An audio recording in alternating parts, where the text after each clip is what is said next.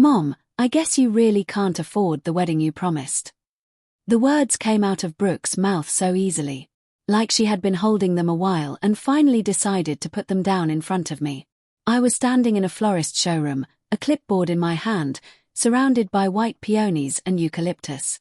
The air smelled like fresh flowers and cool water. It should have been a beautiful moment. Instead, I felt something break quietly behind my ribs. I looked at my daughter, 28 years old, dark hair pinned up, wearing the casual confidence of someone who has never worried too much about anything, and I understood something clearly. She had already written me off. Not today. Not because of this showroom.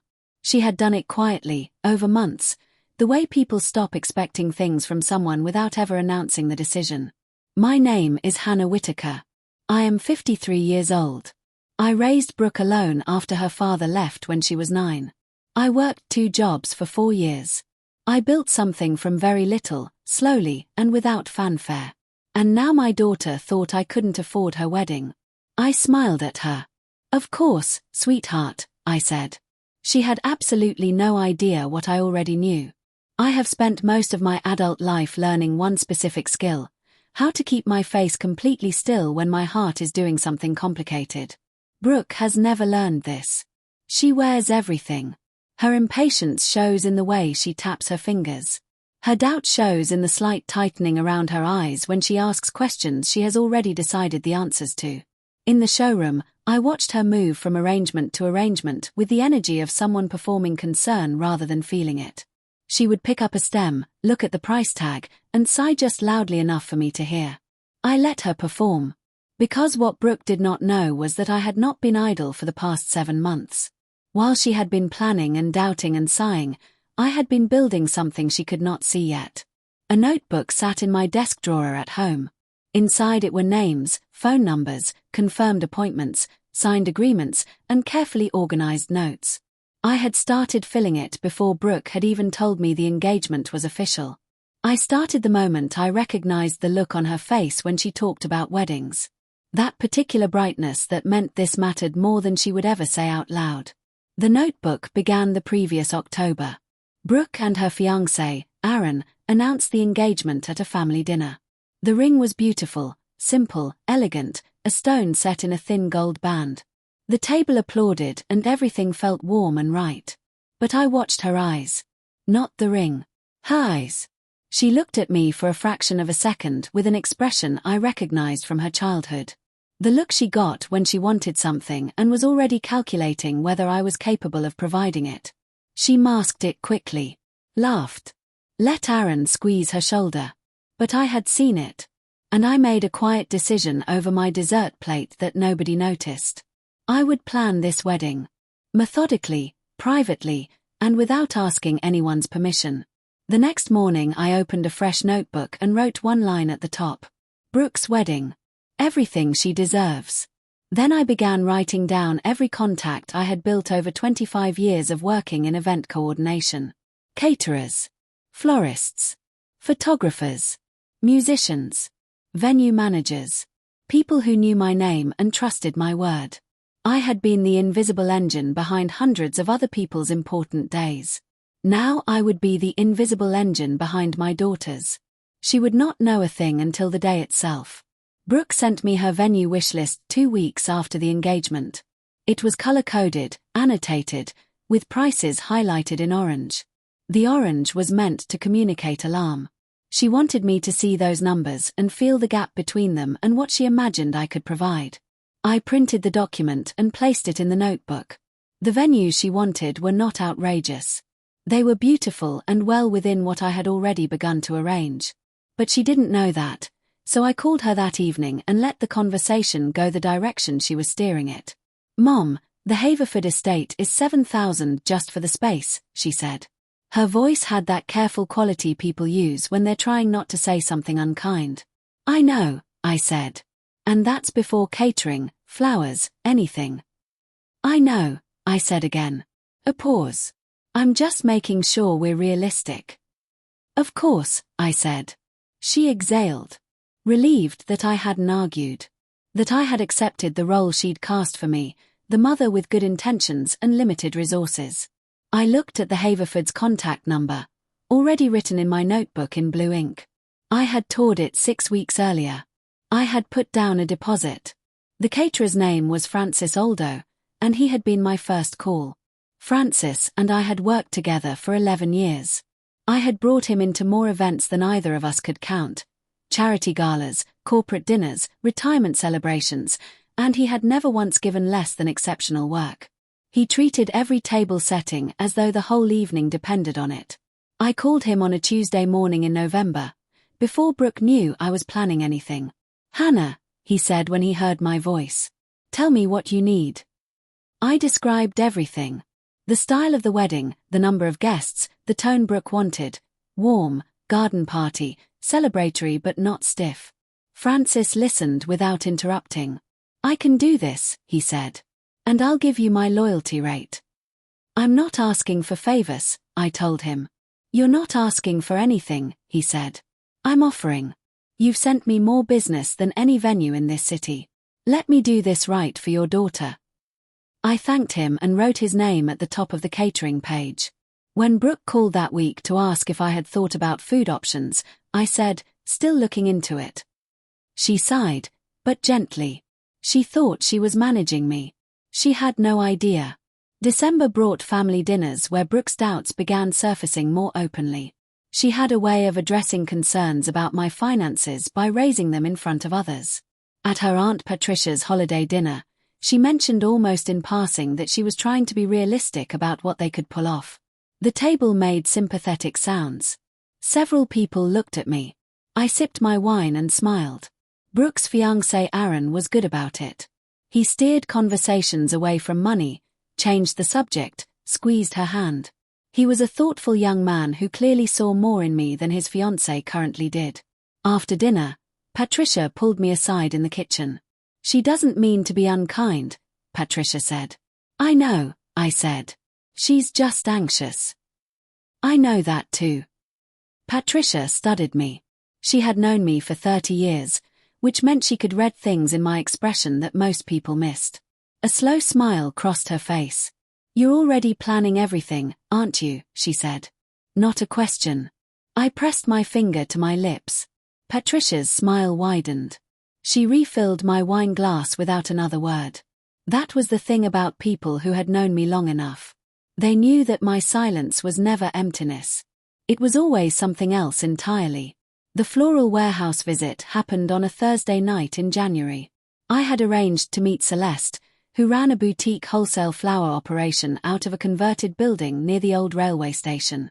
I had used her work twice before for corporate events, and her arrangements were consistently the most beautiful I had seen at any price. I arrived at 8 in the evening. Celeste preferred meeting trusted clients after business hours. The building was warm and smelled of roses and greenery, the kind of smell that makes you feel like you've stepped into another season entirely. Celeste walked me through the options with a flashlight and a notepad, speaking quickly and quietly the way experts do when they're in their element.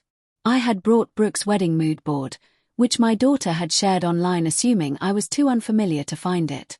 I found it within 20 minutes of her posting it. Celeste studied the images. White garden peonies, eucalyptus, blush roses for warmth. Achievable. Centerpieces, ceremony arch, bouquets, the whole picture. "How far in advance do you need confirmation?" "For you. Call me a month before. I'll hold the inventory."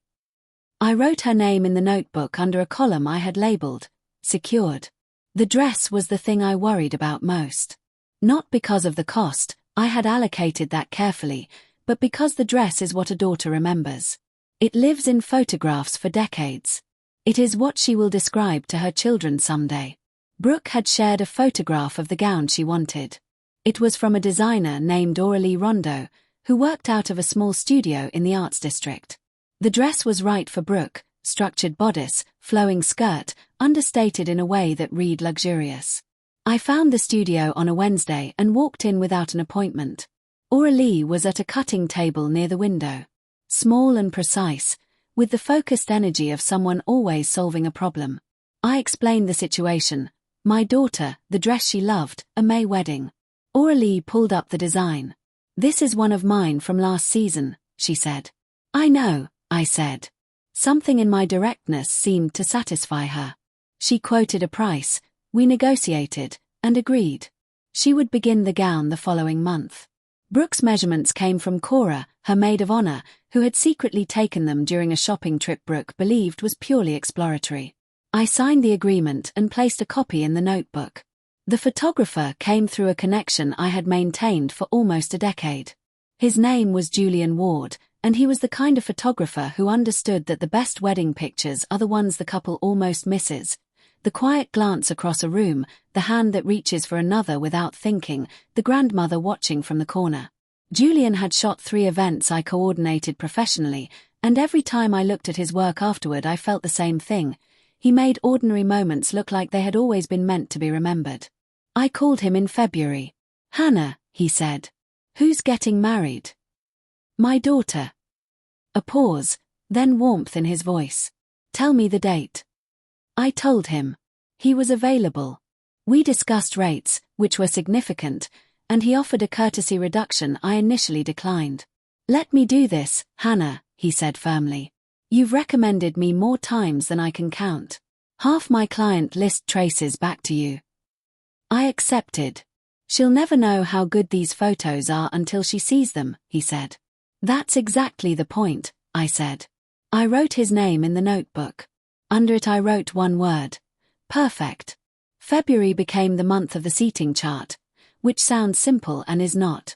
Weddings involving divorced parents, remarried relatives, old friendships with complicated histories, and table assignments that communicate social dynamics more clearly than words. These situations collapse if nobody thinks them through completely. Brooke was not thinking through the seating chart with total seriousness. She was approaching it with the agitated energy of someone who hasn't slept enough and has too many browser tabs open. I knew this because she called me twice in February to discuss family placement, and both times her solution was to avoid the difficult decision rather than make it. I listened both times without offering my real opinion. After each call I went to my notebook and made notes. Which cousins needed separating? Which of Aaron's relatives had complicated histories with ours? Where the grandparents needed to sit to see the ceremony without straining. By the end of February I had a complete seating arrangement, every table, every name, organized for maximum comfort and minimum friction. I said nothing to Brooke. When she called in March to say she still hadn't finished the seating chart, I said, we have time. Don't worry. The chart was already complete. I had finished it 3 weeks earlier. The cake came together in March. I had a name from a previous event, a baker named Simone Okafor, who worked out of a small commercial kitchen near the waterfront and produced cakes that looked like architectural models and tasted like an argument for slowing down. Brooke had mentioned, at various points, the kind of cake she wanted. 4 tiers. Soft white fondant with pressed sugar flowers. Nothing fussy, classic, with something unexpected that made you look twice. I met with Simone on a rainy Tuesday and described Brooke's vision as accurately as I could. Simone listened, sketched something quickly, and turned it toward me. It was exactly right. The flowers, Simone said. Hand-pressed sugar peonies along the 2nd and 3rd tiers. Matches any floral arrangement you're planning. Peonies, I confirmed. Simone smiled. Who taught you to coordinate? 30 years of practice, I said. We agreed on the design and the flavor, lemon sponge with elderflower cream, and the delivery arrangement. Simone would bring it herself on the morning of the wedding. I asked her to include a small card with the delivery. It would read, from Mom. I wrote her name in the notebook. Next to it, handle with care. She will. By March, the venue was fully confirmed and paid for. The Haverford estate sat on 4 acres of manicured grounds on the eastern edge of the city. It had a reception hall with floor-to-ceiling windows overlooking a garden, a ceremony space under old oak trees, and a stone terrace for cocktail hour. I had known the venue manager, Claire Beaumont, for 6 years. When I called in October, she was quietly thrilled. The Haverford took pride in its events, and Claire said she would personally oversee the setup. The contract was signed by the end of October. When Brooke called in early March to say she'd heard wonderful things about the Haverford and wondered if I'd looked into it, I said, I've looked at a few options. Still deciding. Brooke paused. Mom, it's March. The wedding is in May. I know when the wedding is, I said pleasantly. She exhaled. I could hear everything she wasn't saying, that she thought I had left things too late, that I wasn't taking this seriously, that she would need to step in and manage me. I looked at my notebook. The Haverfords' name was circled in blue ink. I promise everything will be fine, I said. And I meant every word. The rehearsal dinner happened on the Friday before the wedding, at a restaurant Aaron's family had chosen. I arrived on time, dressed simply, and spent the evening in the pleasant role of the quiet, unimposing mother of the bride. Brooke was managing everything. Printed agenda. Checklist on her phone. She moved through the evening with the focused intensity of someone who believes her competence is the only thing preventing disaster. At one point she leaned close and murmured, "Mom, has the florist confirmed for tomorrow?" "Yes," I said. "And the catering?" "Yes." She looked at me carefully. There was something in my expression she couldn't read, and I saw it unsettle her slightly. "You've confirmed everything?" she pressed. "Everything," I said. She sat back, trying to decide whether to trust this. She had spent months assuming I needed her oversight. Accepting that I didn't require an adjustment she wasn't ready for yet. I sipped my water and thought about tomorrow. Vendors arriving at 8. Flowers at 9. Cake at 10. Tables dressed by 11. Guests arriving at 2. Everything was in order. I had checked the notebook that morning. There was nothing left to do but let it all unfold. The bridesmaids were Brooke's 3 closest friends, Cora, Nadia, and Fern, plus Aaron's younger cousin Ren, added to the party late. Brooke had worried audibly and often about coordinating their dresses and appointments. She had a specific vision, dusty rose, floor length, simple, and had spent considerable energy trying to ensure everyone would arrive cohesively styled. What she didn't know was that I had been quietly in contact with Cora since February. Cora was sharp and warm and deeply loyal to Brooke, which was exactly why she had agreed to help. She coordinated the dresses through a designer I recommended, arranged the group hair and makeup appointments at a salon I had used for corporate events, and managed everything with the cheerful efficiency of someone who understood that the best gift she could give her best friend was a perfectly organized wedding morning. When I thanked Cora at the rehearsal dinner, she waved it off. "She's going to lose her mind when she sees everything," Cora said. "That's the plan," I said.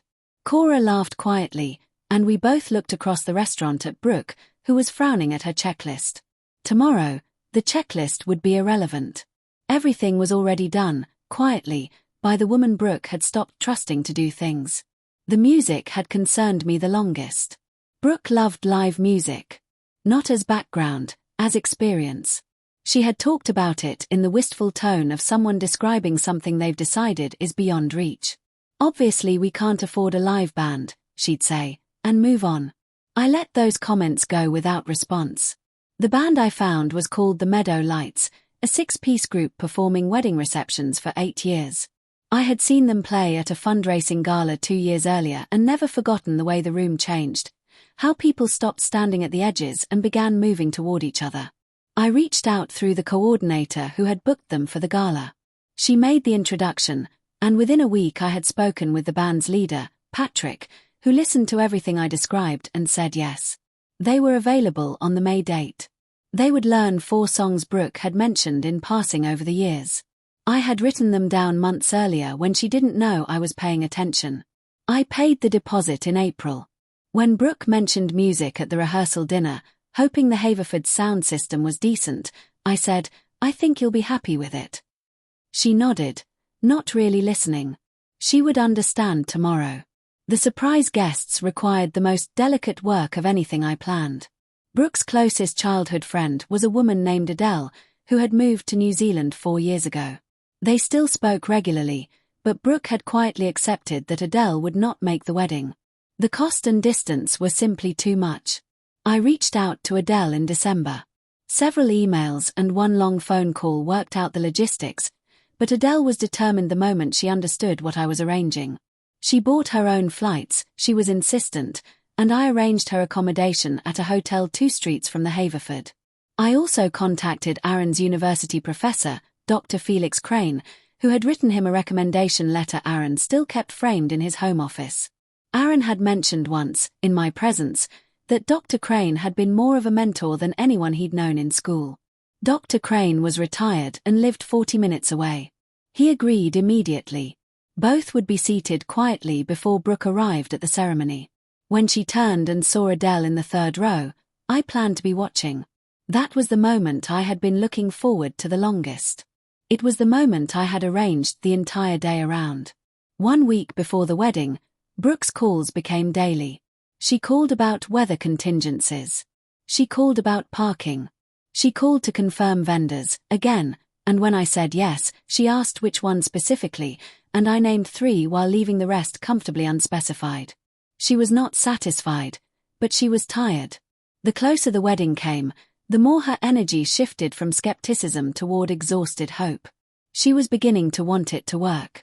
She was beginning to fear that something she had anticipated for months would fall apart in the final stretch.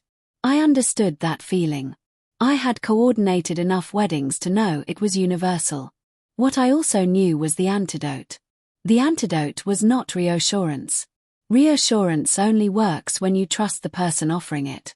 Brooke did not fully trust me yet. So I didn't offer reassurance. I offered presence. I answered every call. I stayed calm. I said, each time, that everything was going to be fine. By Thursday she called and said, "I love you, Mom. I know I've been a lot." "You've been a bride," I said. "They're all a lot." She laughed, really laughed, for the first time in weeks. I smiled at the phone. 1 more day. The morning of the wedding, I arrived at the Haverford at 7:30. The sun was already warm. The oak trees cast long, quiet shadows across the grass. Claire Beaumont met me at the entrance with coffee, and we walked the space together in the still hour before anyone else arrived. The vendors came in sequence, exactly as scheduled. Celeste arrived at 8:50 with 3 vans and a team of 4. By 10:30, the ceremony arch was dressed in cascading white peonies and eucalyptus, and the reception hall smelled like a garden in bloom. Francis's catering team arrived at 9 and set up the kitchen with quiet, synchronized efficiency. Simone delivered the cake at 10:15 and positioned it herself. When she stepped back, she caught my eye across the room and smiled.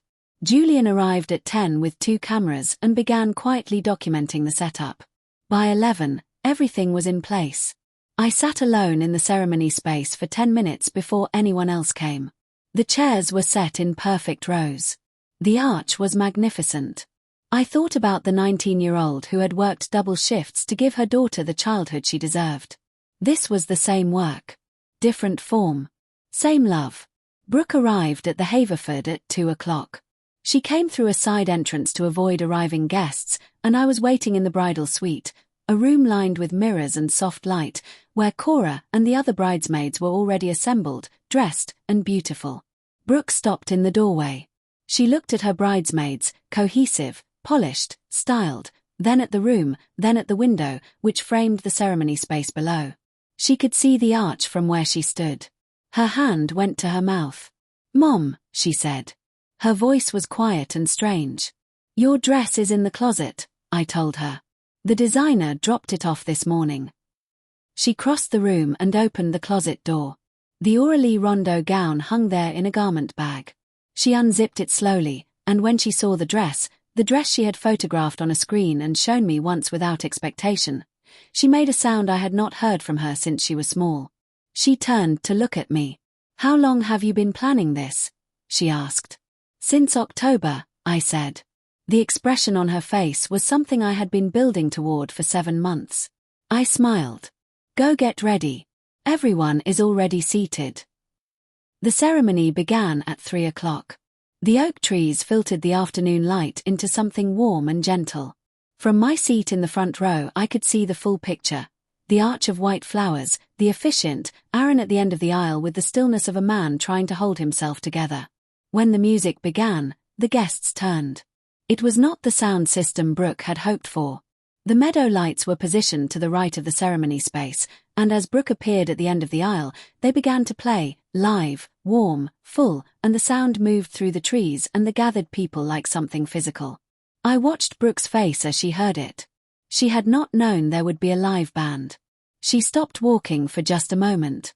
Then Aaron laughed from the other end of the aisle, a pure, helpless laugh of delight, and she walked toward him with tears already starting. I did not take photographs in that moment. Julian was doing that from 3 angles with the quiet professionalism I had known he would bring. I just watched. My daughter, walking toward her future, in a dress she had stopped hoping for, to music she had stopped imagining. When Brooke saw Adele, it was during the cocktail hour.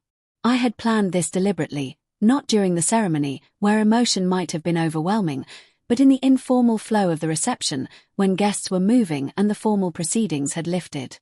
I watched from across the stone terrace. Brooke turned from a conversation with Aaron's parents and saw her oldest friend standing 15 feet away. The moment between seeing and understanding took 3 seconds.